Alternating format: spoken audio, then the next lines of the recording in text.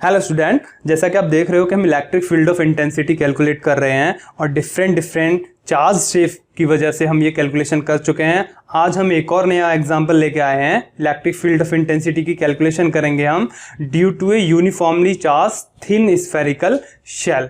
Okay और ये हम किस मेथड से कर रहे हैं? वो इंटीग्रेशन मेथड से कर रहे हैं। ओके आने वाले लेक्चर्स में हम एक गॉस लॉ ऑफ इलेक्ट्रोस्टैटिक्स भी पढ़ेंगे और उस मेथड से हम इसी कॉन्सेप्ट को वेरी इजीली फाइंड आउट कर सकते हैं। इलेक्ट्रिक फील्ड ऑफ इंटेंसिटी की कैलकुलेशन बहुत इजी हो जाएगी। लेकिन हम नॉलेज के पर्पज से या फिर IIT या नीट के कंपटीशन के पर्पज से या फिर कुछ बोर्ड्स में ये ऐसे पूछा जाता है कि हम इसे इंटीग्रेशन मेथड से कैसे सॉल्व करें इस कॉन्सेप्ट को, तो इस वजह से हमें ये कॉन्सेप्ट आज देना पड़ रहा है और हम इंटीग्रेशन मेथड को यूज करके इस कॉन्सेप्ट्स को पढ़ेंगे। ओके और एक चीज़ और बता दूं मैं आपको इसमें कि ये 2020-2021 का जो सेशन है CBSE बोर्ड का, उन्होंने इस टॉपिक को रिमूव कर दिया है। आपको ये टॉपिक बोर्ड एग्ज़ाम के पर्पज़ से नहीं स्टडी करना है। अगर आपको IIT या नीट या कंपटीशन के पर्पज़ से और नॉलेज के पर्पज़ से आपको ये टॉपिक जो है इम्पोर्टेंट है और इस टॉपिक को आप पढ़ेंगे तो आपको इस टॉपिक इंटीग्रेशन मेथड से तो आपको और बहुत सारी प्रॉब्लम्स का सॉल्यूशंस मिलेगा। आप बहुत सारे एग्जांपल्स को करने के लिए क्वालिफाई हो जाओगे, क्योंकि काफ़ी चीज़ें इस टॉपिक में हैं जो इंटीग्रेशन मेथड में सिखाई जाएंगी और बहुत छोटे छोटे न्यूमेरिकल्स या एग्जांपल्स में आप उस ट्रिक को भी यूज़ कर सकते हैं। ओके और आज जो हम पढ़ेंगे इसे इंटीग्रेशन मेथड से पढ़ेंगे। ठीक है, चलिए स्टार्ट करते हैं। सबसे पहले मान लेते हैं कि एक स्फेरिकल शेल, सबसे पहले तो आप ये समझ लीजिए कि स्फेरिकल शेल किस तरीके से होगी। स्फेरिकल शेल होती क्या है? सबसे पहले तो यही देख लेते हैं स्फेरिकल शेल। देखिए स्फेरिकल शेल एक होलो स्फीयर होता है, एक होलो स्फीयर की फॉर्म में होता है स्फेरिकल शेल। मान लीजिए ये एक स्फेरिकल शेल है तो हम इसको कैसे डिनोट करते हैं?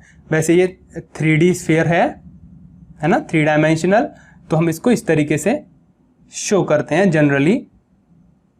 This is spherical shell. और एक बॉल है, होलो बॉल है, जो जिसकी एक दो तरह की रेडियस है, एक इनर रेडियस और एक आउटर रेडियस है। ओके इसे हम काट के अगर देखें तो कुछ इस तरीके से इसकी शेप होगी, लाइक दिस।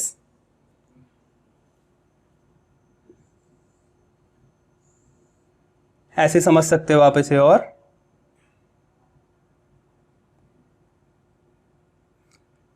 ओके जिसको हमने हाफ कर दिया है, इस स्फीयर को हाफ करने के बाद हम इसे देख रहे हैं। ओके तो कुछ इस तरीके से इसकी शेप्स नजर आएगी। ठीक है, एक स्फीयर है और उसको हम हाफ करके जब देखेंगे तो कुछ इस तरीके से इसकी शेप जो है नजर आएगी आपको। तो ये एक होलो स्फीयर होता है। ये क्या है? Spherical shell, thin spherical shell. Okay इसको हमने काट के दिखाया गया है यहाँ पे। अच्छा एक चीज और है, हम इसे जो यहाँ चार्ज देंगे ये कंडक्टिंग और नॉन कंडक्टिंग कैसी भी हो सकती है। ये भी यहाँ क्वेश्चन है कि कंडक्टिंग और नॉन कंडक्टिंग। ये जो आज का डेरिवेशन है वो कंडक्टिंग और नॉन कंडक्टिंग दोनों ही तरह की थिन स्फेरिकल शेल के लिए हम करेंगे। और ये एक ही चीज है कंडक्टिंग और नॉन कंडक्टिंग स्फेरिकल शेल के केस में। कैसे? देखिए अगर हम इसे चार्ज देते हैं, प्लस चार्ज देते हैं, प्लस क्यू चार्ज हमने इसे दिया, प्लस क्यू चार्ज हमने इसे दिया, तो कहाँ डिस्ट्रीब्यूशन होगा इस चार्ज का? इसके सरफेस पे डिस्ट्रीब्यूट हो जाएगा और यूनिफॉर्मली डिस्ट्रीब्यूट हो जाएगा अगर ये कंडक्टिंग शेल है। ठीक है, अगर ये एक होलो स्फीयर अगर एक ये सॉलिड स्फीयर होता है, solid sphere, solid, okay solid sphere है ये, अगर हम यही चार्ज इसी रेडियस का, एक सॉलिड स्फीयर है ये, सेम रेडियस का ही मान लेते हैं, ये सॉलिड स्फीयर है, अगर यही चार्ज हम प्लस क्यू इस सॉलिड स्फीयर को देते हैं, ये है सॉलिड स्फीयर, सॉलिड स्फीयर, हमने प्लस क्यू चार्ज दिया तो ये प्लस क्यू चार्ज कहाँ डिस्ट्रीब्यूट होगा? ये इसके वॉल्यूम में तो जाएगा नहीं, ये हम पढ़ चुके हैं। क्यों नहीं जाएगा? क्योंकि जो पॉजिटिव चार्ज अगर इसके वॉल्यूम में जाएगा, इसके इनसाइड जाएगा, तो क्या होगा, ये रिपेल्ड करेंगे एक दूसरे को। रिपेल्ड करते करते कहाँ जाएंगे, ये सरफेस पे आ जाएंगे, तो इसके इनसाइड तो कोई चार्ज नहीं होगा। ठीक है, तो सॉलिड स्फीयर को अगर हम प्लस क्यू चार्ज देते हैं तो वो कहाँ रिसाइड करता है, उसके सरफेस पे रहता है। ऐसे ही यहाँ थिन स्फेरिकल शेल है, ऐसे ही जब हम प्लस क्यू चार्ज इसे देंगे तो ये भी कहाँ रिसाइड करेगा, इसके सरफेस पर रहेगा। ओके, क्योंकि ये थिन स्फेरिकल सेल है तो इसके भी थोड़ा बहुत, जितना भी पार्ट ये थिन है उसमें भी नहीं जाएगा पॉजिटिव चार्ज, क्योंकि रिपेल्ड होके कहाँ चला जाएगा, ये इसके सरफेस पे चला जाएगा, जो थिन स्फेरिकल शेल होगी। अगर ये नॉन कंडक्टिंग है तो भी ये इसके सरफेस पे ही माना जाएगा, ये जो चार्ज है, जो हम चार्ज इसे देंगे। तो कंडक्टिंग और नॉन कंडक्टिंग के केस में थिन स्फेरिकल शेल के लिए हम इस डेरिवेशन को मान सकते हैं, क्योंकि इसका जो रिजल्ट आएगा, जो आउटसाइड पॉइंट पे जब हम इसे कैलकुलेट करेंगे इलेक्ट्रिक फील्ड ऑफ इंटेंसिटी को, तो जो गिवन चार्ज होता है वो ऐसे लगता है जैसे कि इसके सेंटर पे रखा हुआ है। तो भले ही ये कंडक्टिंग है या फिर ये नॉन कंडक्टिंग है, ये मैटर यहाँ पे नहीं करेगा। तो सॉलिड स्फीयर और थिन स्फेरिकल शेल, कंडक्टिंग और नॉन कंडक्टिंग, तो देखो एक तरह से ही तो बिहेव करेगी, क्योंकि ये प्लस क्यू चार्ज इसी रेडियस का ये सॉलिड स्फीयर है और इसी रेडियस की ये थिन स्फेरिकल शेल है। और ये जो रेडियस का डिफरेंस है इनर और आउटर रेडियस का, बहुत बहुत कम डिफरेंस है। तो जो चार्ज है कहाँ रह रहा है, इसके सरफेस पे रह रहा है और इसके भी सरफेस पे रहता है। तो इस डेरिवेशन को हम कह सकते हैं कि एक, और ये सॉलिड स्फीयर कैसा है, कंडक्टिंग, ये नॉन कंडक्टिंग नहीं है। इस केस में ये नॉन कंडक्टिंग नहीं माना जाएगा, क्योंकि नॉन कंडक्टिंग में क्या होगा कि इसके इनसाइड चार्ज चला जाएगा, है ना। क्योंकि यहाँ तो अगर इनसाइड चार्ज चला जाएगा तो फिर जो कैलकुलेशन है ऑफ इलेक्ट्रिक फील्ड की, जो कैलकुलेशन आएगी वो डिफरेंट आएगी, है ना। वैल्यू जो आएगी वो कुछ और आएगी। उसके लिए हम अलग से एक डेरिवेशन करेंगे नॉन कंडक्टिंग सॉलिड स्फीयर के लिए, जिसमें उसके इनसाइड चार्ज जाएगा। ओके, तो ये सॉलिड स्फीयर कैसा है, कंडक्टिंग, और ये नॉन कंडक्टिंग है तो नहीं। तो ये जो डेरिवेशन करने वाले हैं हम, किसके लिए करने वाले हैं, कंडक्टिंग सॉलिड स्फीयर। एक तो बात आएगी इसमें कंडक्टिंग सॉलिड स्फीयर। ओके, इसी डेरिवेशन को कंडक्टिंग सॉलिड स्फीयर और थिन स्फेरिकल शेल तो हमने लिखी दिया, आइदर ये कंडक्टिंग है या फिर ये नॉन कंडक्टिंग है। तो तीन तरह की डेरिवेशन एक ही कॉन्सेप्ट में है, सबके लिए रिजल्ट सेम आएगा। ओके, तो किसी तरीके से ये क्वेश्चन पूछा जा सकता है, एक कंडक्टिंग सॉलिड स्फीयर की वजह से इलेक्ट्रिक फील्ड कैलकुलेशन करना है तो यही टॉपिक होगा, थिन स्फेरिकल शेल के लिए कैलकुलेट करना है तो भी यही टॉपिक होगा, कंडक्टिंग थिन स्फेरिकल शेल के लिए कैलकुलेशन करना है इलेक्ट्रिक फील्ड का तो भी यही टॉपिक होगा, और non conducting thin spherical shell के लिए कैलकुलेशन करना है इलेक्ट्रिक फील्ड का तो भी यही टॉपिक होगा। एक ही टॉपिक से हम सारी चीज़ें निकाल सकते हैं, एक ही टॉपिक में ही सबके लिए आएगा, यही टॉपिक माना जाएगा सबके लिए। तो आपको स्फेरिकल शेल समझ में आ गया होगा कि किस तरीके से ये दिखती है स्फेरिकल शेल। ओके, बस एक हॉलो स्फीयर होता है या फिर हॉलो स्फीयर के लिए आ जाता है तो भी यही टॉपिक होगा, hollow sphere conducting either non conducting. इसको स्फेरिकल शेल को हम हॉलो स्फीयर भी कह सकते हैं, और ये कंडक्टिंग भी हो सकता है और ये नॉन कंडक्टिंग होता है। लेकिन ये ध्यान रखना है यहाँ पे कि सॉलिड स्फीयर केवल कंडक्टिंग के लिए ही होगा ये डेरिवेशन। अगर ये नॉन कंडक्टिंग सॉलिड स्फीयर है तो उसके लिए ये डेरिवेशन नहीं माना जाएगा। ओके, तो स्टार्ट करते हैं हम थिन स्फेरिकल शेल के लिए। इस शेल की वजह से हमें electric field of intensity calculation करना है। ओके, चलिए स्टार्ट करते हैं।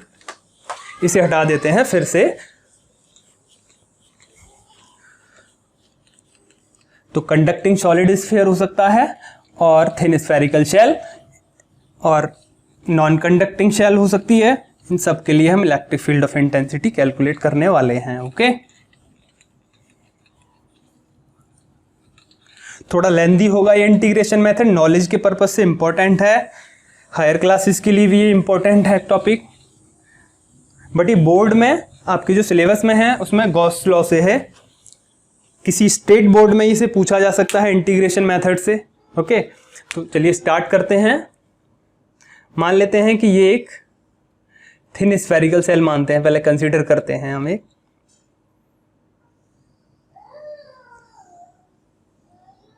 This is a thin spherical shell. Okay, वो वाली शेप नहीं दे रहे जो डॉट डॉट करके से मान लेते हैं this is a thin spherical shell. अब इस शेल की वजह से हमें इलेक्ट्रिक फील्ड ऑफ इंटेंसिटी का कैलकुलेशन करना है at point P। Outside point पे सबसे पहले हम कैलकुलेशन कर रहे हैं एट आउटसाइड पॉइंट, एट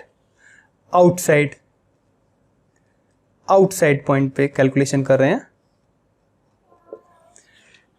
तो इस शेल की वजह से हमें कैलकुलेशन करना है। प्लस क्यू चार्ज हमने से दिया है, वो यूनिफॉर्मली डिस्ट्रीब्यूट हो गया है शेल पे। Plus Q charge uniformly distribute हो गया है।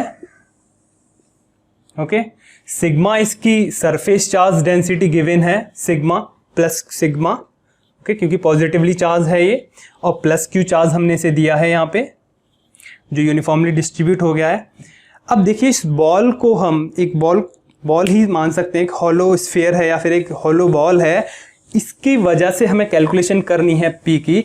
तो पहले की तरह हम एक पॉइंट चार्ज के लिए इलेक्ट्रिक फील्ड जानते हैं, है ना, और यहाँ पे हम जो चार्ज एलिमेंट लेने वाले हैं वो पॉइंट चार्ज एलिमेंट किस तरीके से लेंगे। देखिए हम वो चीज़ लेंगे जो हम पीछे कैलकुलेट कर चुके हैं, जिसके लिए हम electric field of intensity calculate कर चुके हैं। ऐसा ही चार्ज एलिमेंट हम यहाँ पे कंसीडर करेंगे, क्योंकि उसकी वजह से हमें इलेक्ट्रिक फील्ड ऑफ इंटेंसिटी पता होगी और उसको इंटीग्रेट करके हम इसके लिए इलेक्ट्रिक फील्ड ऑफ इंटेंसिटी पता कर लेंगे। ओके, तो सबसे पहले हम यहाँ चार्ज एलिमेंट जो कंसिडर करेंगे वो किस तरीके से कंसिडर करेंगे, एक रिंग की फॉर्म में हम उसे कंसिडर करेंगे। ओके, रिंग की फॉर्म में हम उसे कंसिडर करेंगे लाइक दिस। ये एक रिंग है। Okay, this is a ring, और ये रिंग किस तरीके से रखी हुई है, लाइक दिस, कुछ ऐसे रखी हुई है ये रिंग, है ना। इसको हम काटेंगे तो छोटी छोटी बहुत सारी रिंग से मिलके ही तो बना हुआ मान सकते हैं स्फेरिकल शेल को। और इस रिंग की जो विड्थ है वो भी हम यहां डिसाइड कर लेंगे। इसे थोड़ा और अंदर ले लेते हैं।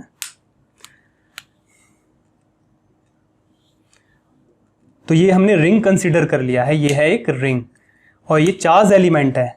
ओके, और ये किस एंगल पे है, एट एंगल थीटा। यहां से ये थीटा एंगल पे गिवन है ये रिंग। ओके, थीटा एंगल पे गिवन है तो इसकी विड्थ भी गिवन है कुछ। तो इस विड्थ जो इसकी एंगल सबटेंड करेगी at the centre of this D theta, है ना। इसकी जो विड्थ है, जो रिंग की जो रिंग कुछ इस तरीके से है ना, और एक 3D बॉल थी ये, इसको हमने काट लिया, छोटे छोटे रिंग्स की फॉर्म में मान लिया, ऐसे बना हुआ मान लिया एक रिंग से। और ये रिंग किस एंगल पे है, ये एंगल थीटा है, थीटा, और ये डी थीटा इसकी विड्थ है, एंगल जो सबटेंड कर रहा है। ओके, तो यहाँ पे जो इसकी विड्थ है उसकी भी हमें ज़रूरत पड़ेगी। इसकी विड्थ मान लेते हैं ये dx इसकी विड्थ है। और ये हम जो पॉइंट P पे जो इलेक्ट्रिक फील्ड ऑफ इंटेंसिटी हम कैलकुलेट कर रहे हैं, इसको मान लेते हैं किस डिस्टेंस पे कैलकुलेट कर रहे हैं, एट डिस्टेंस r मान लेते हैं। चलिए इसे at distance r, at distance r हम electric field of intensity calculate कर रहे हैं। ओके, अच्छा एक चीज़ और यहाँ हम देखते हैं कि ये जो डिस्टेंस है, यहाँ इसकी जो रेडियस होगी, इसकी जो रेडियस होगी, ये जो रिंग है इसकी रेडियस सबसे पहले हमें ज़रूरत पड़ेगी, क्योंकि हम तो रिंग की वजह से ही ये जानते हैं। ओके, तो ये रिंग जो है हमने चार्ज एलिमेंट की फॉर्म में यहाँ कंसीडर किया है, तो हमें इस रिंग की वजह से इलेक्ट्रिक फील्ड ऑफ इंटेंसिटी पता होना चाहिए, जो कि हम कैलकुलेट कर चुके हैं किसी रिंग के लिए। ओके, ये हम कैलकुलेट कर चुके हैं, डिस्क्रिप्शन में हम इसका लिंक भी दे देंगे। अगर स्मॉल r रेडियस की कोई रिंग है तो उससे x डिस्टेंस पे हम electric field of intensity calculate कर चुके हैं, और रिंग पॉजिटिवली चार्ज्ड है। इसकी वैल्यू हम कैलकुलेट कर चुके हैं। कितनी वैल्यू कैलकुलेट कर चुके हैं हम इसकी, इलेक्ट्रिक फील्ड ऑफ इंटेंसिटी के, अगर q चार्ज है इसके पास, q x upon r square plus x square and 3/2। Okay, ये इलेक्ट्रिक फील्ड ऑफ इंटेंसिटी हम रिंग की वजह से जानते हैं, है ना। इसीलिए हमने यहाँ पे एक रिंग को चार्ज एलिमेंट की फॉर्म में लिया है ना। तो हम इसका इंटीग्रेशन करके कैलकुलेट कर लेंगे electric field of intensity at point P, क्योंकि इस रिंग से बहुत सारी रिंग से मिलके बना हुआ मान सकते हैं हम इस स्फेरिकल शेल को। ओके, अच्छा, अब इस वैल्यू को हमें ट्रांसफॉर्म करना होगा इस रिंग के लिए, क्योंकि रेडियस भी हमें यहाँ स्मॉल r है यहाँ पे, इस रेडियस को हम क्या कहेंगे, यहाँ पे हमें इस रिंग की रेडियस की ज़रूरत होगी, है ना, और हमें इस रिंग की जो रेडियस की ज़रूरत होगी वो इस जो गिवन r है इसकी जो रेडियस मान लेते हैं r है, इसकी रेडियस क्या है r, इस जो स्फेरिकल शेल है इसकी रेडियस क्या है कैपिटल R, तो इसकी फॉर्म में ही हमें इसकी रेडियस की ज़रूरत होगी यहाँ पे, क्योंकि हम जो रेडियस R लेंगे, देखिए अगर ये इसकी रेडियस R है तो ये कितना हो जाएगी, ये वाली जो पार्ट है ये कितना हो जाएगा R sin theta. Okay, R sin theta, और यहाँ से यहाँ तक जो डिस्टेंस होगी ये कितनी हो जाएगी R cos theta, R cos theta, this distance कितनी होगी ये R cos थीटा। और यहाँ से R डिस्टेंस पे हम कैलकुलेट कर रहे हैं इलेक्ट्रिक फील्ड ऑफ इंटेंसिटी। चलिए, तो अब यहाँ से भी तो डिस्टेंस की ज़रूरत होगी, जैसे x डिस्टेंस रिंग के सेंटर से डिस्टेंस है ये x, है ना, ये R तो हमें मिल गया, कितना मिल गया R sin थीटा, इस रिंग के लिए कितना मिल गया हमें R sin थीटा, क्योंकि इस रिंग की रेडियस क्या है R sin थीटा, और ये जो डिस्टेंस है रिंग के सेंटर से P पॉइंट की डिस्टेंस, तो रिंग के सेंटर से P पॉइंट की डिस्टेंस क्या होगी, यहाँ से यहाँ तक की जो डिस्टेंस है, सपोजिए O है और ये A है, तो OA कितना है R cos थीटा, और OP कितना है R, तो AP कितना हो जाएगा R minus R cos theta, यही तो होगा distance AP equals to R minus R cos theta, तो X कितना हो जाएगा R minus R cos theta, तो x की जगह हम क्या पुट करेंगे r minus R cos theta. Okay, तो ये वैल्यूज हमें मिल रही हैं, q x के पास चार्ज है ना, तो लेकिन q चार्ज ये किसके पास था, ये इस रिंग के पास था q चार्ज, है ना, इसके लिए था, लेकिन ये q चार्ज तो पूरी स्फेरिकल शेल के पास है, लेकिन हमारी जो रिंग चार्ज एलिमेंट है इसके पास कितना चार्ज है वो यहाँ आएगा, है ना, तो चार्ज कितना होना चाहिए वो भी हम निकाल लेते हैं, चार्ज कितना होना चाहिए इस रिंग के लिए, है ना, चार्ज कैसे निकालेंगे, dq मान लेते हैं अगर चार्ज है इस रिंग के पास, क्योंकि q तो चार्ज फुल स्फेरिकल शेल के पास है, तो ये कितना हो जाएगा सिग्मा ds, यही तो होता है चार्ज डेंसिटी की फॉर्म में sigma equals to dq upon ds वाले फॉर्मूला से। ओके, तो सिग्मा क्या है चार्ज डेंसिटी, चार्ज डेंसिटी को कैसे कैलकुलेट करते हैं, है ना, q sigma equals to q upon a या फिर q अपॉन s, कुछ भी लिख सकते हैं, या फिर dq equals to sigma ds, ये होता है ना। तो चार्ज, टोटल चार्ज कितना है सेल के पास q, सरफेस एरिया कितना होगा इस स्फेरिकल शेल का 4 पाई r स्क्वायर, है ना, क्योंकि स्फेयर का सरफेस एरिया क्या होता है 4 पाई r स्क्वायर। तो देखिए हमें सिग्मा मिल गया है, और ds की जरूरत होगी, ds किसकी, ds इस रिंग का जो सरफेस एरिया है, कैसे निकालेंगे इसे, रिंग का सरफेस एरिया क्या होगा, है बताइए, रिंग की जो कंप्लीट जो सरकमफ्रेंस होगी multiply by width of the ring, है ना, रिंग की सरकमफ्रेंस कितनी होगी, रिंग की रेडियस कितनी है R sin थीटा, तो सरकमफ्रेंस क्या होती है 2 पाई r, है ना, 2 पाई r, तो रेडियस कितनी है यहाँ पे R sin थीटा, तो 2 पाई R sin थीटा, ये तो सरकमफ्रेंस हो जाएगी इस रिंग की, जो हमने रिंग लिया है 2 पाई R sin थीटा, और इसकी विड्थ क्या है dx, है ना, dx, इसकी विड्थ है dx, और dx को कैसे पता करेंगे r d थीटा, क्योंकि r की equals to angle into radius, है ना, r की equals to angle d theta into radius, तो dx कितना हो जाएगा 2 पाई, ये वैल्यू हो जाएगी 2 पाई R sin थीटा, और dx की जगह क्या लिख देंगे हम r d थीटा। ओके, तो ये हो जाएगा ds, हमें ds भी यहाँ मिल गया है, और देखिए सिग्मा मिल गया है, ds मिल गया है, तो हम dq की वैल्यू निकाल लेंगे, dq कितना आएगा, dq यहाँ पुट कर देंगे सिग्मा को, सिग्मा कितना है q अपॉन 4 पाई r स्क्वायर, और ds कितना है 2 पाई R sin theta R d theta. कुछ कैलकुलेशंस कर लेते हैं, r स्क्वायर हो जाएगा, ये r स्क्वायर कैंसिल, पाई से पाई कैंसिल, और 2 से ये 2 2 जा 4 कैंसिल, है ना, तो dq कितना आएगा, dq equals to q upon 2, और यहाँ कौन बच रहा है अभी साइन थीटा d थीटा। तो ये जो चार्ज है इसकी वैल्यू कितनी आएगी, दिस, ये होगा चार्ज, तो ये वैल्यूज हमें यहाँ पुट करनी है इस रिंग के लिए, और वो फिर हमें क्या मिल जाएगा, इस रिंग की वजह से जो इलेक्ट्रिक फील्ड ऑफ इंटेंसिटी होगी अलोंग द एक्सिस, है ना, यही तो होती है इलेक्ट्रिक फील्ड ऑफ इंटेंसिटी की डायरेक्शन, ई की डायरेक्शन जो होगी, है ना। और स्मॉल चार्ज के लिए ले रहे हैं तो ये क्या हो जाएगी, डी ई। ओके, तो डी ई, तो डी ई की वैल्यू हम जब निकालेंगे तो के तो कांस्टेंट है, इलेक्ट्रोस्टैटिक कांस्टेंट, क्यू चार्ज इस रिंग के लिए हमने निकाल लिया, दिस इज एक्स डिस्टेंस निकाल ली हमने, this R radius of the ring निकाल लिया, आर साइन थीटा, एक्स ये डिस्टेंस निकाल ली इस चार्ज एलिमेंट से, पी पॉइंट की जो डिस्टेंस होगी वो कितनी होगी, small R minus R cos theta. तो ये सारी वैल्यूज हमने यहाँ निकाल ली हैं।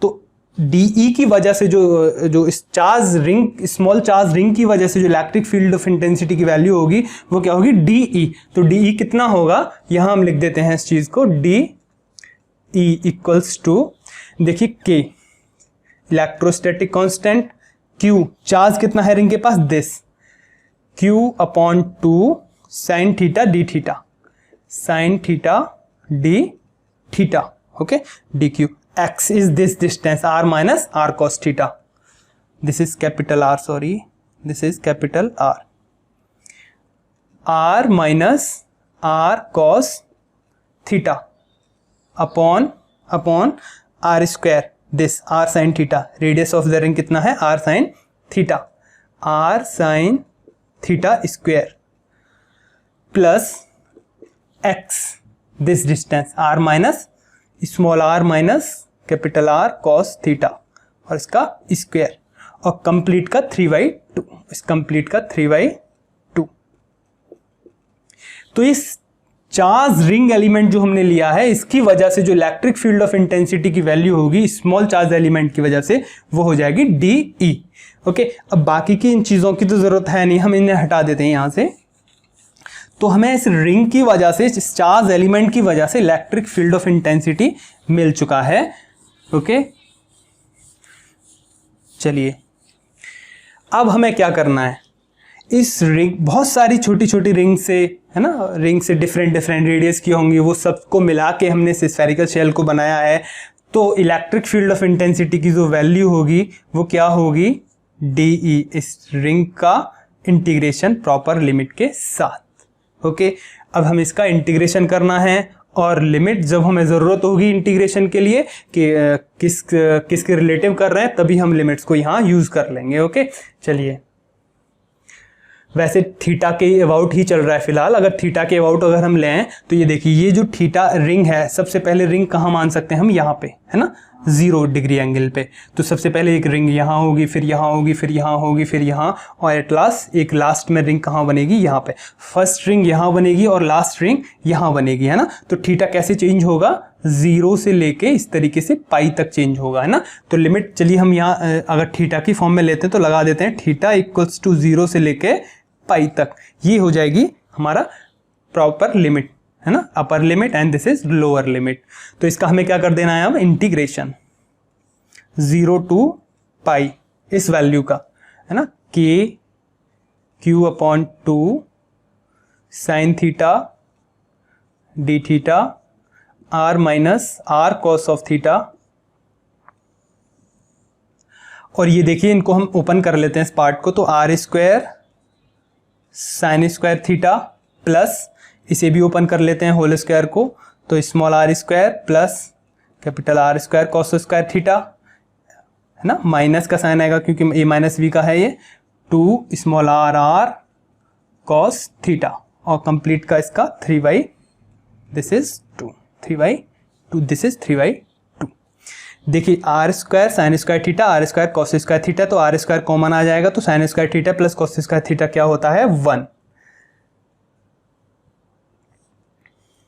चलिए, ये जो यहाँ पे कांस्टेंट है उनको हम बाहर कर देते हैं, के कांस्टेंट है, इसका इंटीग्रेशन नहीं होगा, क्यू चार्ज गिवन जो है इस स्फेरिकल शेल को, इसका इंटीग्रेशन नहीं होगा, 2 कांस्टेंट है, इसका इंटीग्रेशन नहीं होगा। तो हम के क्यू अपॉन 2 इस पार्ट को बाहर कर देते हैं, और 0 से लेके पाई तक लिमिट है, और साइन थीटा, और ये R minus R cos theta और डी थीटा, थीटा के रिलेटिव इंटीग्रेशन, थीटा यहाँ पे इसका इंटीग्रेशन होगा, इसमें भी, इस टर्म में भी थीटा है तो इस पूरी टर्म का भी इंटीग्रेशन होगा। चलिए, आर स्क्वायर यहाँ कॉमन आएगा, तो ये इन दोनों को मिला के क्या बन जाएगा, आर स्क्वायर और sign square theta plus cos square theta, तो उसकी वैल्यू क्या हो जाएगी, 1, और ये आर स्क्वायर, और यहाँ पे ये -2r r cos theta, this is 3/2। Okay, अब क्वेश्चन बनता है हमारे पास कि हम इलेक्ट्रिक फील्ड ऑफ इंटेंसिटी का मैग्नीट्यूड निकाल रहे हैं, ठीक है, क्योंकि डायरेक्शन तो अलोंग एक्स एक्सिस होगी। तो यहां हमें इसका इंटीग्रेशन फाइंड आउट करना है। तो इसका इंटीग्रेशन फाइंड आउट करने के लिए सबसे पहले हम एक ट्रिक यहाँ यूज करते हैं। इस ट्रिक में हम यहाँ इस वैल्यू को मान लेते हैं कोई एक और वैल्यू की फॉर्म में, इसे ट्रांसफॉर्म करके करेंगे क्योंकि काफ़ी कॉम्प्लिकेटेड टर्म है ये, कंप्लीट इसका इंटीग्रेशन जो होगा। तो हम यहाँ कंसीडर कर लेते हैं कि r square plus are square, this term जो डिनोमिनेटर की जो टर्म है 2r cos थीटा, इस टर्म को मान लेते हैं हम टी स्क्वायर। ओके, इस टर्म को हमने टी स्क्वायर कंसीडर कर लिया।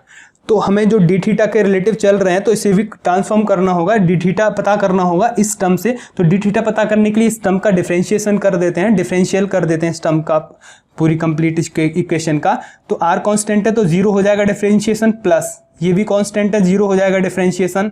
ओके, -2r इनका डिफरेंशिएशन नहीं होगा, कॉस थीटा का क्या होगा minus sine theta, differentiation with respect to theta, और थीटा का क्या होगा डी थीटा इक्वल्स टू, अब इसका डिफरेंशिएशन करेंगे तो 2t 2 - 1 तो कितना रहेगा ये 2t dt। ओके, तो यहाँ ये वैल्यू क्या बचेगी, 2 से 2 कैंसिल आउट हो रहा है यहाँ पे, है ना, माइनस माइनस प्लस, तो r sine theta D theta equals to t dt, ये वैल्यू आ जाएगी, है ना। तो अब यहाँ पे देखें अगर आप, तो साइन थीटा कौन चाहिए हमें, साइन थीटा डी थीटा, है ना। तो साइन थीटा डी थीटा इसी को ले लेते हैं ओनली, और इसे इधर पहुंचा देते हैं small r upon capital R। तो साइन थीटा डी थीटा हमें यहाँ से मिल गया, इसे रिप्लेस कर देंगे। ओके, तो लेकिन ये वाला cos थीटा भी बचेगा, इस थीटा को भी हमें यहाँ से रिप्लेस करना होगा इन टर्म्स ऑफ t। देखो ये पूरी वैल्यू किससे रिप्लेस हो जाएगी, टी स्क्वायर से, है ना। साइन थीटा डी थीटा किससे रिप्लेस हो रहा है, इस वैल्यू से टी डी टी से, लेकिन cos थीटा भी हमें रिप्लेस करना होगा, तो cos थीटा हम यहाँ से निकाल लेते हैं, है ना। तो यहाँ से निकालेंगे cos थीटा यहाँ से, तो कितना आएगी cos थीटा की वैल्यू, देखिए इसे इधर ले जाते हैं, R square plus are square small R square, और टी स्क्वायर को इधर ले आते हैं टी स्क्वायर, और इसे इधर कर देते हैं 2r cos थीटा। तो cos थीटा हम यहाँ से निकाल लेंगे, तो cos थीटा कितना आएगा, cos theta equals to R square small, this is T square upon 2 small R. तो दिस इज cos थीटा, है ना। एक तो cos थीटा मिल गया हमें, और कौन मिल गया, ये साइन थीटा, दिस। तो ये साइन थीटा ये वाला पार्ट मिल गया, और ये cos थीटा मिल गया हमें। ओके, इन वैल्यूज को, इतनी वैल्यूज को, एक ये वैल्यूज है, एक ये वैल्यू है, और एक ये वैल्यू, ये 3 वैल्यूज हैं। हम इन तीनों वैल्यू को इसमें पुट करेंगे यहाँ पे। और एक चीज और ध्यान रखिए, अभी हमें ये लिमिट भी चेंज करनी होगी, क्योंकि ये लिमिट किसके लिए है, थीटा के लिए। हमें अब लिमिट किसके लिए चाहिए होंगी, हमें लिमिट चाहिए होंगी अब टी के लिए। ओके, तो अभी हमें लिमिट की भी जरूरत पड़ेगी, अभी लिमिट को भी हम यहाँ पे ट्रांसफॉर्म कर लेंगे। चलिए देखते हैं कैसे ट्रांसफॉर्म करेंगे। यहाँ से देखते हैं कितना पार्ट हमें हटाना है, इसका कोई यूज नहीं होगा, इसे हटा लेते हैं हम यहाँ से।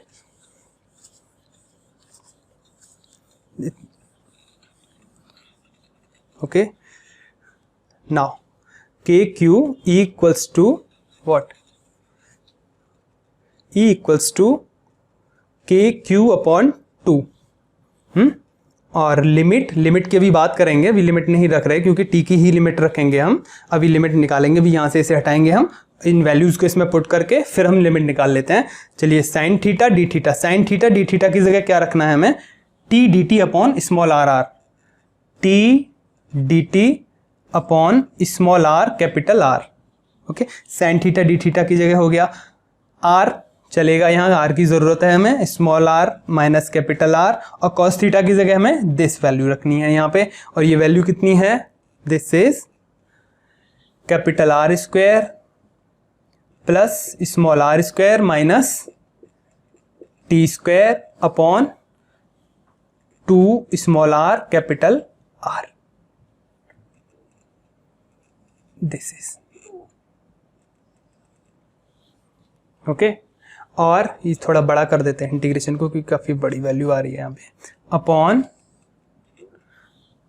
ये कंप्लीट को क्या कंसीडर किया था हमने, स्मॉल टी स्क्वायर, और कंप्लीट का क्या है फिर 3/2, ओके। देखिए ये r और ये r कैंसिल आउट हो रहे हैं, ये 2 से 2 कैंसिल हो जाएगा, है ना।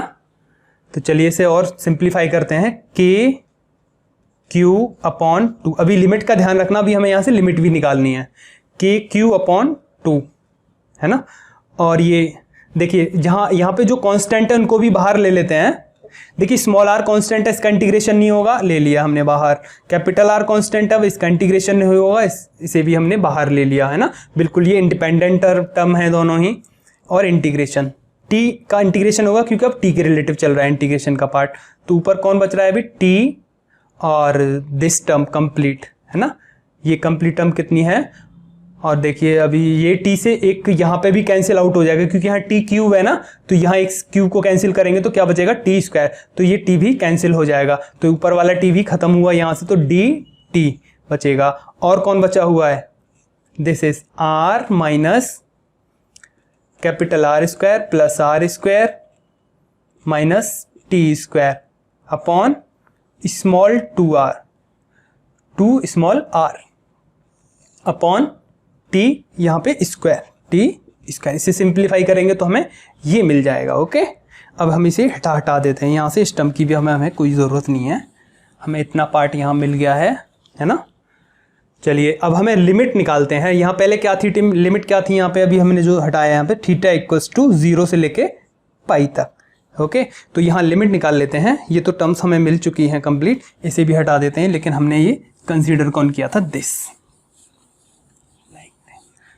देखिए थीटा की वैल्यू जब 0 होगी, यहाँ पे हम थीटा 0 लगाएंगे at theta equals to 0 degree, तो ये वैल्यू क्या होगी, r square plus R square minus 2r cos 0 degree equals to t square. तो कॉस 0 की वैल्यू कितनी होती है, 1, है ना।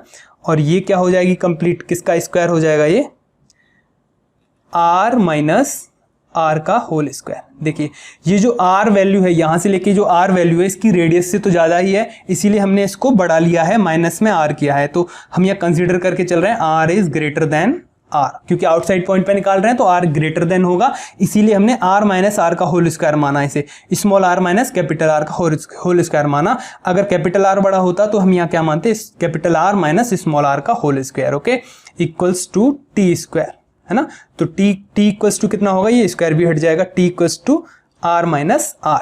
तो एट थीटा इक्वल्स टू 0, तो ये कौन सी लिमिट है, लोअर लिमिट। तो लोअर लिमिट कितनी हो जाएगी, small r minus capital R, ये हो गई लोअर लिमिट। तो ये किसकी जगह पुट की जाएगी, अब t की जगह, क्योंकि इंटीग्रेशन किसके रिलेटिव हो रहा है, t के relative, okay. At theta equals to pi, पहले पाई था ना यहाँ पे, थीटा का जब कर रहे थे जो भी इक्वेशन थी, दिस इज कुछ इक्वेशन थी उसमें theta equals to 0 to pi था। तो at theta equals to pi, at pi पे निकालेंगे हम यहाँ पे, तो देखो वैल्यूज को पुट करेंगे यहाँ पे, तो r square plus small r square minus 2r cos pi equals to t square, okay. और ये कॉस पाई कितना होगा, -1। तो जब ये -1 होगा तो ये कंप्लीट वैल्यू क्या हो जाएगी, पॉजिटिव। तो ये किसका होल स्क्वायर हो जाएगा, capital R plus small r का whole square equals to t square. तो r plus r equals to क्या हो जाएगा, t। तो अपर लिमिट कितनी हो जाएगी यहाँ पे, small r plus capital R। देखिए लिमिट भी मिल गई है हमें, है ना। तो हम इसे यहाँ से हटा देते हैं कंप्लीट टर्म को, और मोस्ट ऑफ द पार्ट हो गया है, इसे लिखे रहने देते हैं क्योंकि हमने इसको कंसीडर किया है यहाँ पे। देखिए अब हमें क्या करना है, इंटीग्रेशन और कैलकुलेशंस यहाँ पे बाकी हैं। अब काफ़ी लेंथी लग रहा होगा आपको, बट यहाँ बस मैथमेटिक्स है, थोड़ा सा समझिए इससे क्वेश्चन करने में आसानी होगी, कैसे हम क्वेश्चंस को यहाँ पे इम्प्लीमेंशन करते हैं क्वेश्चंस का, और क्वेश्चन करने में एग्जांपल्स में हम इसे पुट करेंगे इन वैल्यूज़ को, किस तरीके से सॉल्यूशन का कैलकुलेशंस करनी है ना। कैलकुलेशन करने की प्रैक्टिस पड़ेगी आपको इसको करने से, है ना। बोरिंग लग रहा होगा। चलिए कहाँ हैं हम, यहाँ इनको वैल्यूज़ को देख लेते हैं। तो यहाँ KQ अपॉन 2r r। अब देखिए, अब यहाँ इसको हम यहाँ एलसीएम लेके कर लेते हैं जरा इसे simplify. Small r minus capital R, small r minus capital R, और ये किसके रिलेटिव चल रहा है, इंटीग्रेशन dt। चलिए इसे वैल्यू को लिख लेते हैं, ये हो जाएगी 2r square, this multiply by this, minus minus r square, minus जाएगा फिर इसको माइनस कर देगा, minus plus minus r square plus t square upon small 2r, है ना, ये हो जाएगा। इसे सिंप्लीफाई किया हमने और ये dt upon t square. Okay, इस टर्म को हमने यहाँ सिंप्लीफाई किया तो ये मिल जाएगा हमें। अब चलिए यहाँ से हमें क्या निकालना है बाहर, देखिए यहाँ से 2r को और ले लेते हैं हम, यहाँ से 2r को हटा देते हैं, इसे यहाँ लेते हैं क्योंकि इसका इंटीग्रेशन नहीं होगा, तो 2r में मल्टीप्लाई होगा तो कितना हो जाएगा, 4r स्क्वायर, है ना, 4r स्क्वायर और कैपिटल R। चलिए ये टर्म भी यहाँ से फिनिश। ये 2r square minus r square क्या बचेगा, ये हट जाएगा, है ना, माइनस हो जाएगा तो कितना बचेगा, ओनली r स्क्वायर, है ना। तो वैल्यू क्या मिली हमें, small r square minus r square plus t square upon t this. अब हमें इसका इंटीग्रेशन करना है, इसे प्रॉपर वे में लिख लेते हैं ज़रा। यहाँ पे हम कौन बचा, K Q upon 4 small r square और capital R and integration r minus capital R and this is r minus capital R, sorry plus, है ना, और ये small r square minus r square plus t square upon t square, है ना, और dt और dt, this is t square, है ना। इसका तो इंटीग्रेशन अब आप कर लेंगे, कैसे करेंगे, क्योंकि r तो कांस्टेंट है, इसका तो होगा नहीं, इस r का t स्क्वायर है तो t माइनस 2 हो जाएगा, इसके सबके साथ डिस्ट्रीब्यूट कर देते हैं t स्क्वायर को, जो अभी एलसीएम में मान के चल रहे हैं इसे हम, है ना। तो अब हमें इसका क्या करना है, इंटीग्रेशन, ये काम रह जाएगा। चलिए इस फिगर को हम हटा लेते हैं, क्योंकि अब ये इंटीग्रेशन जो है, इंटीग्रेशन के बाद जो कैलकुलेशन है वो बड़ा ही लंबा होने वाला है, कैलकुलेशन बड़ा लेंदी होने वाला है। तो हमें यहाँ पे इसका क्या करेंगे, इंटीग्रेशन, और ये हमारी मेन टर्म रहेगी यहाँ पे। अब ये मेन पार्ट रहेगा, इसे हम हटा लेते हैं। देखिए सब कुछ यहाँ से हटने वाला है। अब दोबारा से बना लेंगे फिगर को अगर ज़रूरत पड़ेगी जब हमें, है ना, क्योंकि काफ़ी लंबी लेंदी कैलकुलेशन होने वाली है सिंप्लीफाई की। तो इसे हटा लेते हैं हम यहाँ से। ओके, तो किसके इक्वल चल रहे थे हम, ई के इक्वल चल रहे थे। अब तो सब कुछ ही हट गया भाई, यहाँ से ई के इक्वल चल रहे हैं हम, कुछ ज़्यादा ही ना हट जाए कुछ। चलिए यहाँ से बाद में हटा लेंगे इस पार्ट को, है ना, आउटसाइड पॉइंट पे कैलकुलेट कर रहे हैं, है ना। तो ई इक्वल्स टू क्या है, E equals to integration this के Q upon 4r square R and integration R minus R plus R, है ना।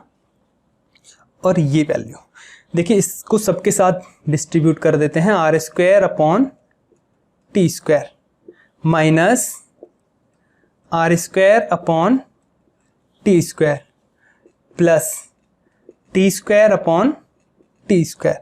इसको सिंप्लीफाई किया है ओनली, और सबका ही होना है डी टी के रिलेटिव इंटीग्रेशन।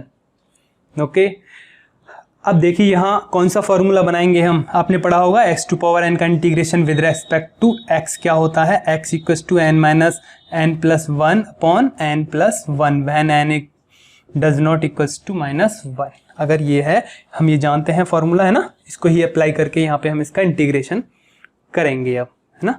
और देखिए ये हमारा मेन टर्म है, इसे हम हटाएंगे नहीं यहाँ से, इस टर्म को हम हटाएंगे नहीं, क्योंकि इस टर्म में हम केवल लिमिट को चेंज करके, है ना, इनसाइड पॉइंट के लिए भी हम कैलकुलेशन करेंगे इलेक्ट्रिक फील्ड ऑफ इंटेंसिटी की, क्योंकि रिंग जो बनाई थी हमने उससे स्मॉल r डिस्टेंस पे बनाई थी यहाँ पे, तो यहाँ हमें ये कैलकुलेशन करना था इलेक्ट्रिक फील्ड ऑफ इंटेंसिटी का।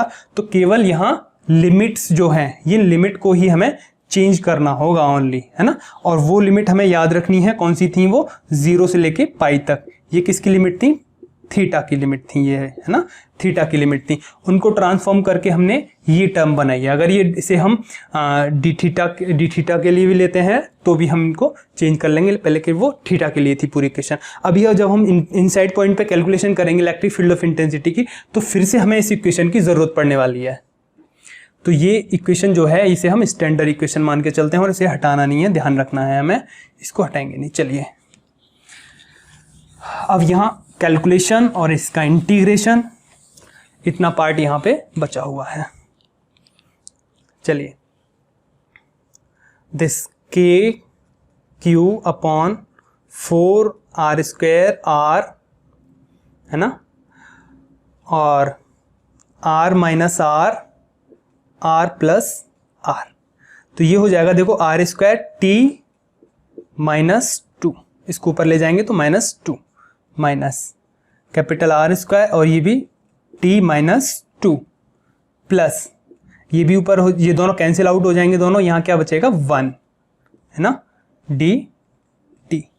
देखो अब t के रिलेटिव इसका करना है, t के रिलेटिव इसका करना है और t के रिलेटिव ही हम इसका करेंगे, लेकिन यहाँ से इसे हटाना नहीं है, ध्यान रखना है ना। t इसको, क्योंकि ये स्टैंडर्ड इक्वेशन बताई थी, इनसाइड पॉइंट पे पता करने के लिए भी हम इस इक्वेशन का यूज करेंगे, क्यों करेंगे वो भी हम बताएंगे। ओके, तो ये जो वैल्यू है इसका क्या करना है हमें, इंटीग्रेशन इस पूरी इक्वेशन का। चलिए इंटीग्रेशन करते हैं, के Q upon 4r² r minus, integration करने के बाद तो लिमिट भी पुट करनी होगी, इसीलिए लिमिट हटा देते हैं, अब तो साइन नहीं लगाएंगे हम। देखिए r², इसका इंटीग्रेशन क्या होगा, t minus 2 plus 1 upon -2 plus 1, minus sine already है, r², इसका इंटीग्रेशन क्या होगा, t minus 2 plus 1 upon -2 plus 1, this formula है ना, मल्टीप्लाई प्लस 1 का क्या होगा t के रिलेटिव t, और लिमिट लगाएंगे t equals to small r minus r plus r। Okay, तो यहाँ क्या बचने वाला है, के Q upon 4r² r and r², ये माइनस इसके साथ से यहाँ आ जाएगा, है ना, और यहाँ क्या बचेगा, यहाँ बचेगा t माइनस 1, उसे हम नीचे ले जाते हैं, t ओनली माइनस r², ऐसे ही यहाँ पे ये माइनस है तो इसे प्लस कर देगा, r² अपॉन t माइनस 1 भी यहाँ बचने वाला है, t माइनस 1। ओके, सॉरी ये नीचे आ जाएगा तो प्लस में हो जाएगा, यहाँ t माइनस 1 बचा, उसे हमने डिनोमिनेटर में ले आए तो t only, plus this is t। Okay, अब लिमिट पुट करना है, सबसे बड़ा काम हमारा, है ना, यहाँ हमें इक्वल चल रहे हैं और यहाँ अब हमें लिमिट पुट करना है, और लिमिट पुट करने के बाद इस एक्सप्रेशन को सॉल्व करना है, ये भी इतना काम और बचा है अभी। ओके, चलिए अब हम क्या करते हैं, लिमिट पुट करते हैं। लिमिट पुट करने के बाद क्या सिचुएशन होती है देखिए, यहाँ से इसे हटा देते हैं,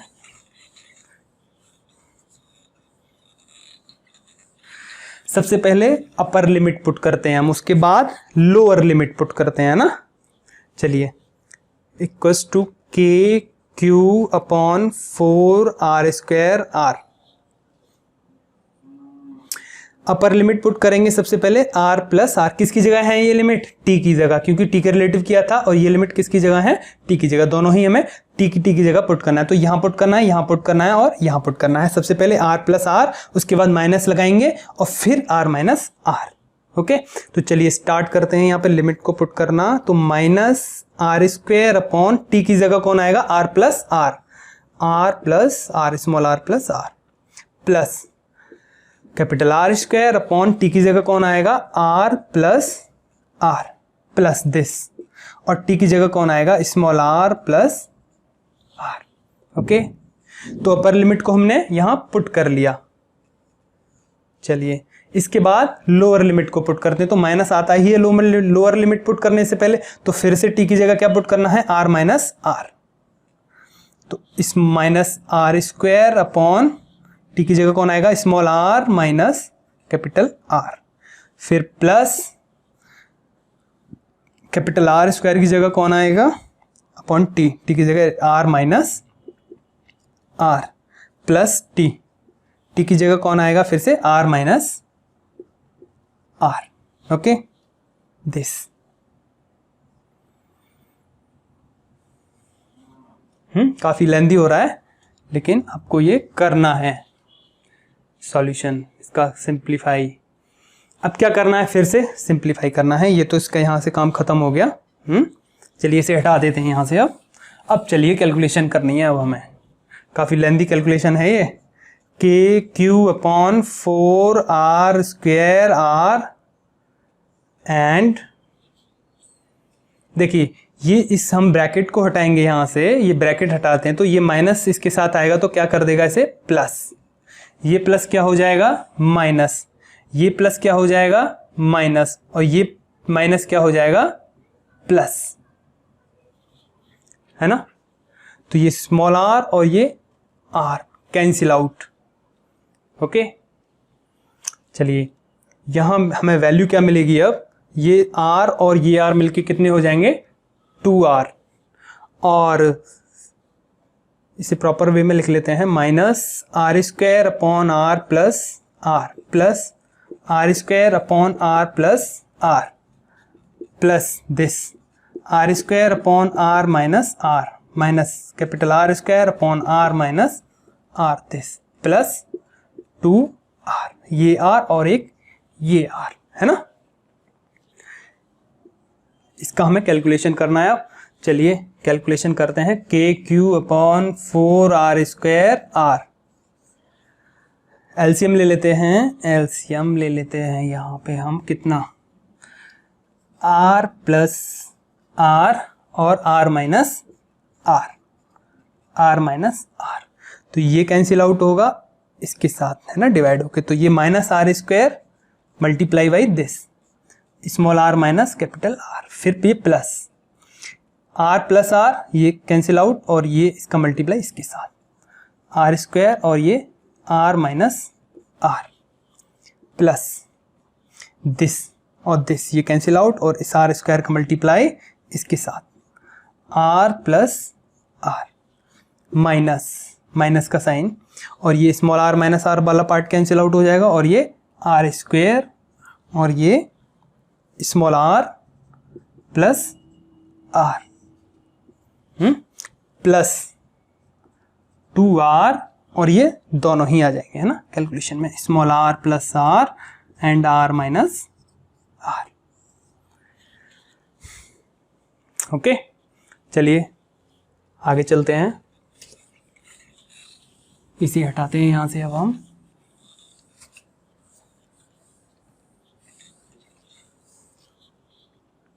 now K Q upon 4r square r, है ना, और ये जो कैलकुलेशंस हैं इनको मल्टीप्लाई करना है अब हमको, है ना। यहाँ पे मल्टीप्लाई करते हैं, माइनस r स्क्वायर के यहाँ मल्टीप्लाई करेंगे तो माइनस r क्यूब हो जाएगा, माइनस प्लस और minus r square r plus r square r minus plus minus और r cube plus small r square r cube plus r square capital R minus r square capital और small r minus plus minus r cube r square r cube plus, देखिए ये जो r plus r है और ये r minus r है, इनको लिख सकते हैं r square minus r square, a plus b a minus b लगा के। ओके, तो इसका मल्टीप्लाई करेंगे इसके साथ, तो 2r small r square minus 2r cube upon what,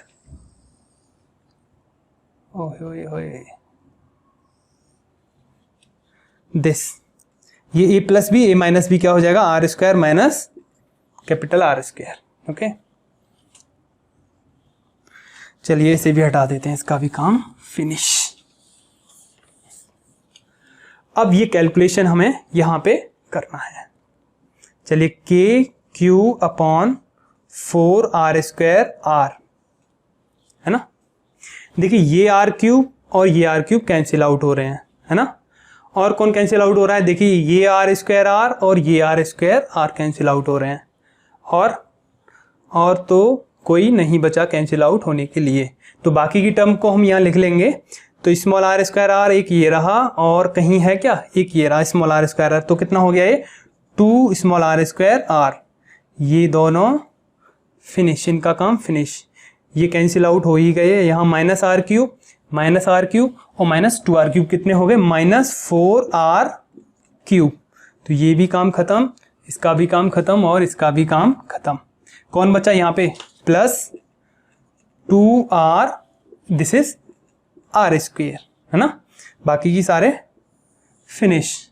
यहाँ कौन बचेगा, r square minus r square. Okay, चलिए काफ़ी छोटी हुई अब तो कैलकुलेशन, है ना। अब देखिए मैं यहाँ क्या कॉमन आ रहा है, कुछ कॉमन आ रहा है, आर कॉमन आ रहा है। देखिए आर आर आर तीनों में कॉमन है आर। के क्यू आर कॉमन ले लेते हैं और 4r स्क्वायर आर। तो यहाँ कौन बचेगा, 2r स्क्वायर माइनस यहाँ कौन बचेगा, 4r square capital plus 2r square upon this r square minus are square, है ना। तो ये दोनों मिलके कितने हो गए, 4r स्क्वायर। ये r से r कैंसिल, कितना बचेगा यहाँ पे, के क्यू अपॉन 4r स्क्वायर। कितना हो गया ये 4r square, this 2r square and this 2r square, 4r square minus 4r square upon r square minus are square. Okay, देखिए कैलकुलेशन काफ़ी इजी होती जा रही है। अब ये 4 है ना, यहाँ से 4 कॉमन आ जाएगा। तो k Q upon sorry multi into 4 upon 4r square, और यहाँ कौन बचेगा, r square minus are square upon r square minus are square. 4 से 4 कैंसिल आउट, और ये r square minus are square से आर स्क्वायर कैंसिल आउट। तो E equals to कितना आया, E के इक्वल्स चल रहे हैं हम k Q upon r square. Very good.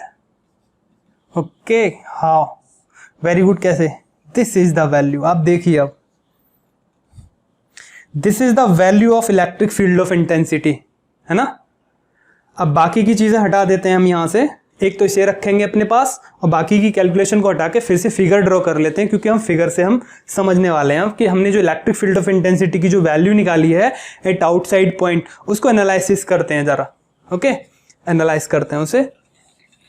चलिए, हम यहाँ electric field of intensity calculate कर चुके हैं एट लास्ट, और काफ़ी लेंथी कैलकुलेशन के साथ।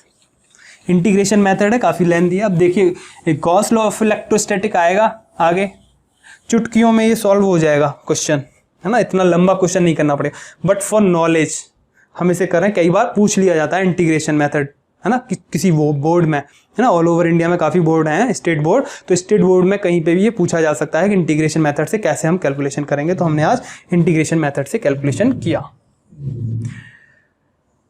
तो देखो ये हमारी स्फेरिकल शेल थी। इस स्फेरिकल शेल से एक पॉइंट P था, outside point, at distance R, है ना। हमने Q charge plus Q charge दिया था इसे, जो यूनिफॉर्मली डिस्ट्रीब्यूट हो गया था इस पे, है ना। प्लस Q चार्ज दिया था हमने। ओके, तो प्लस Q चार्ज इस पर यूनिफॉर्मली डिस्ट्रीब्यूट हो गया। तो इलेक्ट्रिक फील्ड ऑफ इंटेंसिटी की जो वैल्यू आई है at outside point, at outside, वो कितनी आई है वैल्यू, वो आई है वैल्यू दिस के क्यू अपॉन आर स्क्वायर। देखिए पॉइंट चार्ज के लिए आपने पढ़ा था ये फॉर्मूला, क्या पढ़ा था, E एक पॉइंट चार्ज है अगर Q, तो उससे R डिस्टेंस पे हमें ये ध्यान रखना है, इलेक्ट्रिक फील्ड ऑफ इंटेंसिटी की डायरेक्शन क्या होगी, along x axis from away from the spherical shell. Electric field of intensity E, this is the direction. हम पढ़ चुके हैं पॉइंट चार्ज के लिए, पॉइंट चाहिए क्या है, स्फेरिकल शेल। ये कौन है, पॉइंट चार्ज, है ना। पॉइंट चार्ज के लिए क्या होती है इसकी वैल्यू, के क्यू अपॉन आर स्क्वायर, अगर ये डिस्टेंस R है तो, है ना। तो देखो ये जो क्यू चार्ज दिया है ये कैसे एक्ट कर रहा है कि ये क्यू चार्ज कहाँ है, इसके सेंटर पे, ना कि इसके कहाँ, इस सरफेस पे। रिसाइड तो सरफेस पे कर रहा है, लेकिन हम उसे मान सकते हैं कि कहाँ रखा हुआ है वो चार्ज, एट सेंटर। कहाँ रखा हुआ है, उसके सेंटर पे रखा हुआ है। तो इलेक्ट्रिक फील्ड ऑफ इंटेंसिटी की वैल्यू क्या है, इस तरीके से, जैसे जैसे हम इससे दूर जाएंगे आउटसाइड पॉइंट तक, यहां से लेके यहां तक, और सरफेस पे कितनी होगी इसकी वैल्यू, सरफेस पे भी लिख देते हैं, ये आउटसाइड पॉइंट पे है और ये सरफेस पे, ई सरफेस पे कितना होगा, के क्यू अपॉन इसकी रेडियस क्या है, आर, कैपिटल आर। तो स्मॉल आर की जगह कौन आ जाएगा, कैपिटल आर स्क्वायर। तो ये हो जाएगी एट सरफेस। ओके, अब हम निकालेंगे इनसाइड पॉइंट के लिए। ये भी काफ़ी लेंदी प्रोसेस है बस, बट हम इसे कैलकुलेट नहीं करने वाले। ओके, हम इसे ऐसे ही समझेंगे थ्योरेटिकली, बिकॉज काफ़ी लेंदी लेक्चर हो जाएगा और कैलकुलेशन भी काफ़ी लेंदी हो जाएगी, उसे हम केवल आपको समझा देंगे। ओके, चलिए, तो इनसाइड पॉइंट पे जो इलेक्ट्रिक फील्ड की जो वैल्यू होती है वो होती है 0 होती है। आपको डायरेक्टली हम यहां बता दे रहे हैं क्यों होती है 0। देखिए, समझ लेते हैं उसे क्यों होती है 0। ये जो वैल्यू है हमें ये तो मिल गई, आउटसाइड पॉइंट तो हमने कैलकुलेट किया है, सरफेस पे हमने कैलकुलेट किया है, और काफ़ी लेंदी प्रोसेस होगा। और ये जो अभी हमने इतना बड़ा ये कैलकुलेशन किया था, इतनी ही बड़ी फिर से एक और प्रोसेस हो जाएगी, है ना। तो इसकी जो वैल्यू है मैथमेटिकली भी हम कैलकुलेट कर पाएंगे, लेकिन वो भी वैल्यू 0 होगी मैथमेटिकली, लेकिन हम इसे थ्योरेटिकली भी समझ सकते हैं। कैसे होगी इसकी वैल्यू 0, देखिए,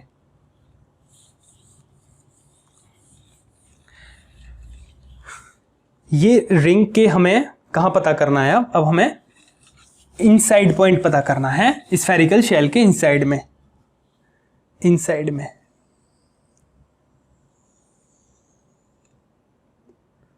इसके इनसाइड पॉइंट पे। देखिए, इनसाइड पॉइंट मान लेते हैं आर डिस्टेंस पे, स्मॉल आर डिस्टेंस पे इनसाइड पॉइंट पी है, यहां हमें electric field of intensity calculate करना है। तो ये स्फेरिकल शेल है, तो इसके 2 पार्ट माने जाएंगे। अब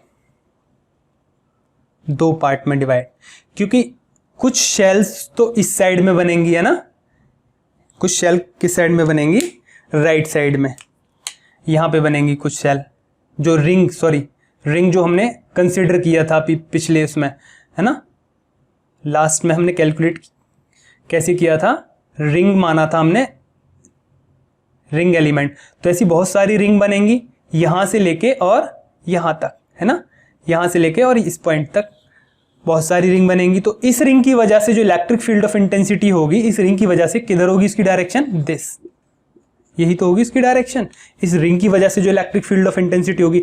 तो यहां इस पॉइंट से लेके इस पॉइंट तक जितनी भी रिंग बनेंगी सबकी डायरेक्शन क्या होगी, इलेक्ट्रिक फील्ड ऑफ इंटेंसिटी की इसी डायरेक्शन में इलेक्ट्रिक फील्ड ऑफ इंटेंसिटी होगी।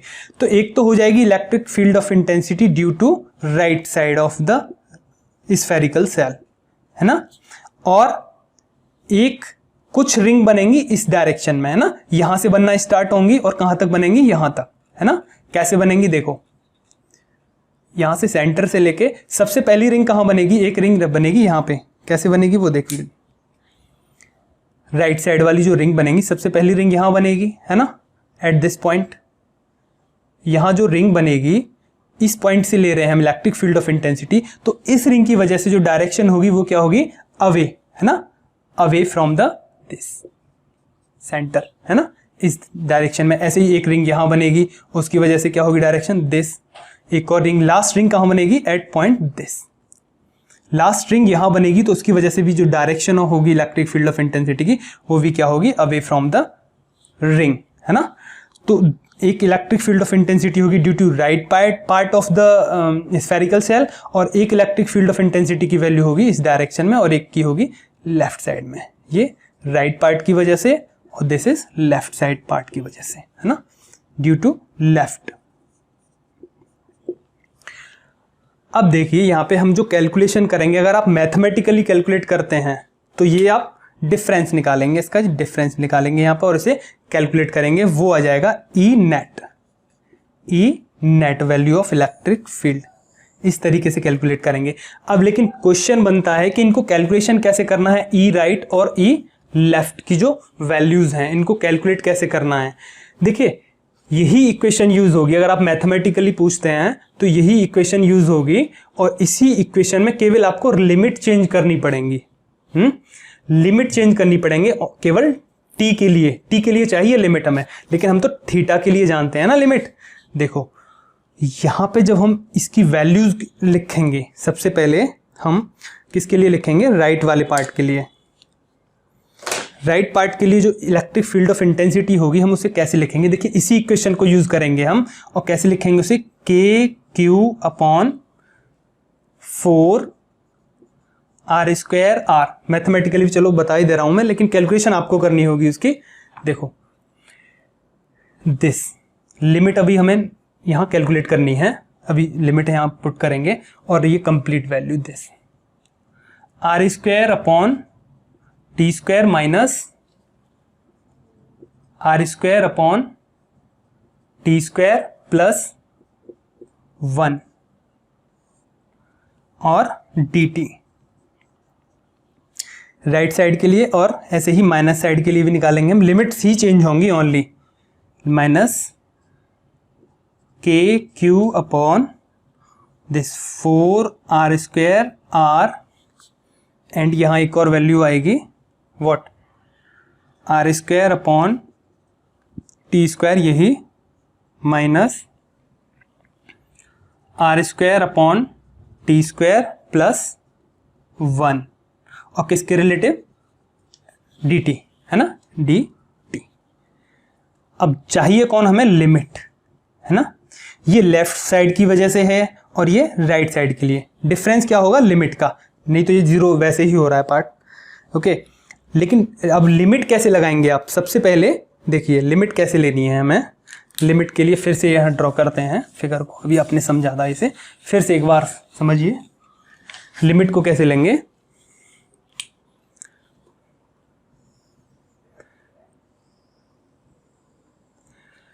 ये सेंटर था, इस सेंटर से एक पॉइंट था यहां पे, तो लेफ्ट वाला पार्ट कौन सा है, ये सॉरी राइट वाला, लेफ्ट वाला पार्ट इधर आएगा और राइट वाला पार्ट ये है ना। तो इसकी लिमिट निकालते हैं पहले, राइट पार्ट की, दिस ये जो राइट पार्ट है इसके लिए लिमिट निकालते हैं। देखिए राइट पार्ट की सबसे पहली रिंग बनेगी यहाँ पे और लास्ट रिंग बनेगी यहाँ पे।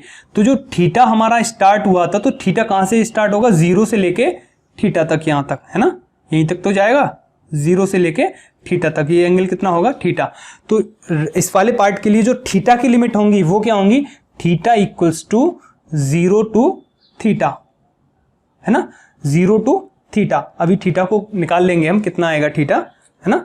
थीटा कितना आएगा, ये स्मॉल आर है और ये कैपिटल आर है, तो कॉस थीटा इक्वल्स टू कितना हुआ, इस base upon hypotenuse, r upon r, capital r. तो थीटा इक्वल्स टू कितना हुआ, cos inverse small r upon r. तो ये हो जाएगी अपर लिमिट, कितनी हुई, cos inverse small r upon r. काफी कॉम्प्लिकेटेड है ये पार्ट, है ना। ये हो जाएगी राइट साइड की लिमिट, ओके। राइट साइड की लिमिट क्लियर है। इसके बाद जो राइट पार्ट है, इसकी वजह से इलेक्ट्रिक फील्ड ऑफ इंटेंसिटी होगी। इसके बाद जो लेफ्ट पार्ट होगा, लेफ्ट पार्ट दिस, है ना, दिस लेफ्ट पार्ट, तो यहां से स्टार्ट होगी फर्स्ट रिंग, यहां से स्टार्ट होगी और यहां तक आएगी, मींस थीटा से लेके पाई तक।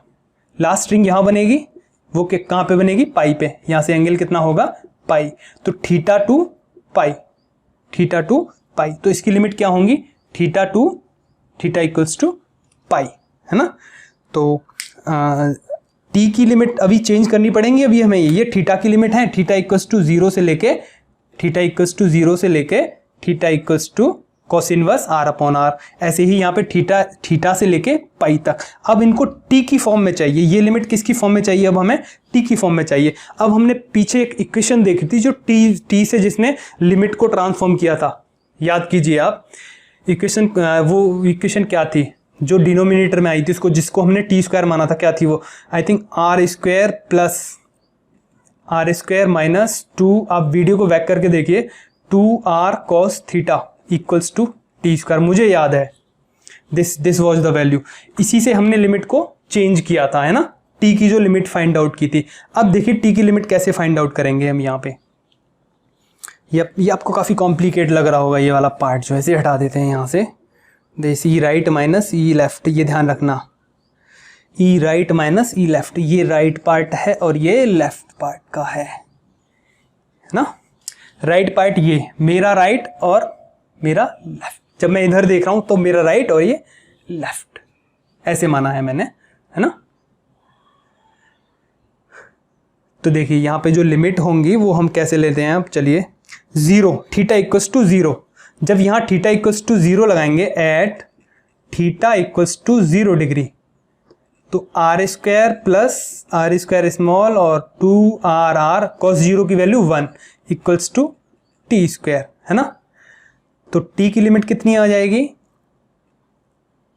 r minus small. अब देखिए यहाँ पे, यहाँ जो वैल्यू होगी, यहाँ स्मॉल r छोटा होगा और कैपिटल R बड़ा होगा, है ना, इसके अंदर ले रहे हैं हम यहाँ पे, तो कैपिटल R बड़ा होगा, तो r माइनस r और इसका स्क्वायर, ये ले लेंगे हम इसको, है ना, इसका होल स्क्वायर मान सकते हैं, इक्वल्स टू टी स्क्वायर। तो टी इक्वल्स टू कितना आया, कैपिटल R माइनस R। तो ये लिमिट मिल गई हमें टी के लिए, कितनी मिली, ये capital R minus R। Okay, ये लिमिट मिल गई हमें कैपिटल R माइनस R, किसके लिए, टी के लिए। अब इसे ट्रांसफॉर्म करना है जब theta equals to cos inverse R upon R होगा, है ना। ऐसे ही ये वाली लिमिट निकाल लेते हैं। कब निकालनी है ये limit, theta equals to cos inverse small r upon r, यहाँ लगाएंगे जब हम, है ना, तो यहाँ लगाएंगे तो कॉस इनवर्स से कॉस कैंसिल आउट हो जाएगा, तो क्या होगा, capital R square minus 2r small r cos theta, cos और थीटा की जगह कैसे लगाएंगे, cos inverse small r upon r equals to T square, तो ये कॉस से ये कॉस कैंसिल, इनवर्स कैंसिल होता है, सिंपल r से r कैंसिल, है ना, और यहाँ कौन बचेगा, 2r स्क्वायर, तो r square plus r square minus 2 small r square equals to T square, और r स्क्वायर कौन बचा यहाँ पे, minus r square equals to T square, तो t इक्वल्स टू कितना बचा, capital R square minus r square under root में, है ना। तो थीटा वाली लिमिट कितनी हो जाएगी, ये इसे भी हटा देंगे यहाँ से हम, क्योंकि हमें तो टी की फॉर्म में चाहिए थी लिमिट, कितनी होगी ये, capital R square minus R square under root. देखिए कितनी कॉम्प्लिकेटेड लिमिट मिल रही है मेरे राइट साइड के लिए, है ना। अब यहाँ पे थीटा इक्वल्स टू, थीटा से लेके, थीटा कौन है, वही है थीटा, कौन है theta, cos inverse small r upon r। तो cos inverse small r upon r के लिए क्या निकाली है हमने, टी की लिमिट दिस, तो ये वाली लिमिट तो यही रहने वाली है, कितनी रहने वाली है ये, capital R square minus small r square. Okay, अब पाई के लिए और चेक कर लेते हैं ना, पाई के लिए ये लिमिट कितनी होगी, दिस, पाई के लिए जब थीटा की वैल्यू हम यहाँ पे पाई पुट करेंगे, चलिए देख लेते हैं थीटा की वैल्यू पाई, तो r square plus r square minus 2r cos pi equals to T square.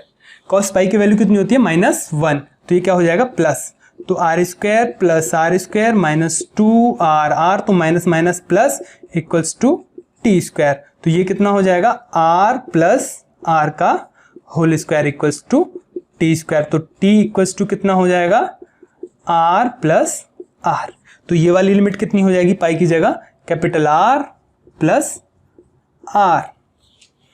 Okay, और ये किसके इक्वल चल रहे हैं हम, ई नेट, है ना। यहाँ डिफरेंस माइनस मान लेते हैं, किसी एक को बड़ा मान लेते हैं, किसी एक को छोटा, है ना। ये वाला राइट वाला पार्ट हमने बड़ा मान लिया और लेफ्ट वाला छोटा मान लिया, उससे कोई फर्क नहीं पड़ेगा, यहाँ लास्ट में रिजल्ट आएगा।